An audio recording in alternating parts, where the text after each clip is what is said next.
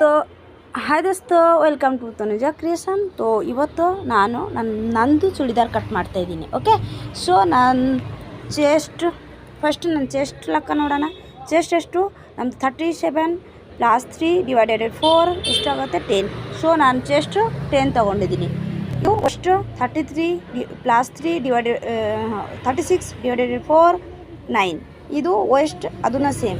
ಇವಾಗ ನೀವು ಹೇಳ್ತೀರಾ ಈ ಲೆಂತ್ ಎಷ್ಟು ತೊಗೊಳೋದು. ಓಕೆ, ಇದು ಶೋಲ್ಡರ್ ಪ್ಲಸ್ ನೆಕ್ ಓಪನ್ ಎಷ್ಟು ಆಗುತ್ತೆ ಅದು ಕೆಳಗಡೆ ಬರುತ್ತೆ. ಅದು ಇಲ್ಲಿ ಅದು ನಮ್ಮದು 3 + 3 6. ಸೊ 6 ಇಲ್ಲಿ ಲೈನ್ ಹಾಕಿದ್ದೀನಿ. ಆಮೇಲೆ ಕಾನ್ಸ್ಟೆಂಟ್ ಇಲ್ಲಿಂದ 14 ಆಮೇಲೆ ಮೇಲಿಂದ 19 ಚೆಸ್ಟ್ ಲೈನ್ ಬರುತ್ತೆ. ನಮ್ಮದು 6 14 ಬರುತ್ತೆ. ನಮ್ಮದು ವೆಸ್ಟ್ ಲೈನ್ ಹಿಪ್ ಲೈನ್ ಬರುತ್ತೆ ಎಷ್ಟು 19. ಸೊ ನಾನು ಸ್ವಲ್ಪ ಶಾರ್ಟ್ ಇದ್ದೀನಿ, ಅದಕ್ಕೆ 18 ಹಾಕಿದ್ದೀನಿ ನಾನು.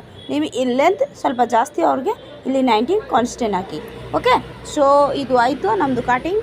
ನಮ್ಮದು ಲೆಂತ್ ನಾನು ಇದು ಪಾಟಿಯಾಲ ಪ್ಯಾಂಟ್ ಜೊತೆ ಹಾಕೋಣ, ಅದಕ್ಕೆ ನಾನು ಲೆಂತ್ ನಮ್ಮದು ನೀ ತನಕ ಮಾಡಿದ್ದೀನಿ. ಅದಕ್ಕೆ ಇದು 35 + 1 36.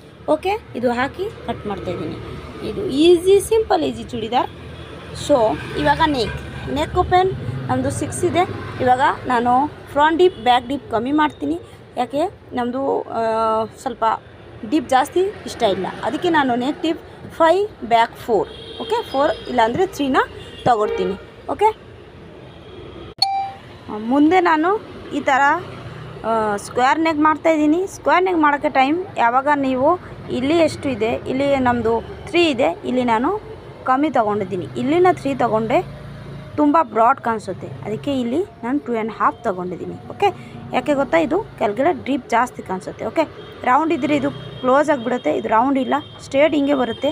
ಅದಕ್ಕೆ ಯಾವಾಗ ನೆಕ್ ಓಪನ್ ಇರುತ್ತೆ ಸ್ಕ್ವೇರ್ ನೆಕ್ಗೆ ಕೆಳಗಡೆ ಡೀಪ್ ಕಮ್ಮಿ ಮಾಡಿ. ಓಕೆ, ಬ್ಯಾಕ್ ಸೈಡಲ್ಲಿ ರೌಂಡ್ ತೊಗೊಂಡಿದ್ದೀನಿ ಆರ್ ಡೀಪ್ 4 ತೊಗೊಂಡಿದ್ದೀನಿ. ಯಾಕೆ ನೆಕ್ ಓಪನ್ ನಮ್ಮದು 6 ತೊಗೊಂಡಿದ್ದೀನಿ. ನೆಕ್ ಡೀಪ್ ಯಾವಾಗ ಜಾಸ್ತಿ ತೊಗೊಳ್ತೀರಾ ಆವಾಗ ನೆಕ್ ಓಪನ್ ಕಮ್ಮಿ ತೊಗೋಬೇಕು. ಓಕೆ, ಸೊ ಇದು ರೆಡಿ ಆಯಿತು ನಮ್ಮದು ಚೂಡಿದಾರ್.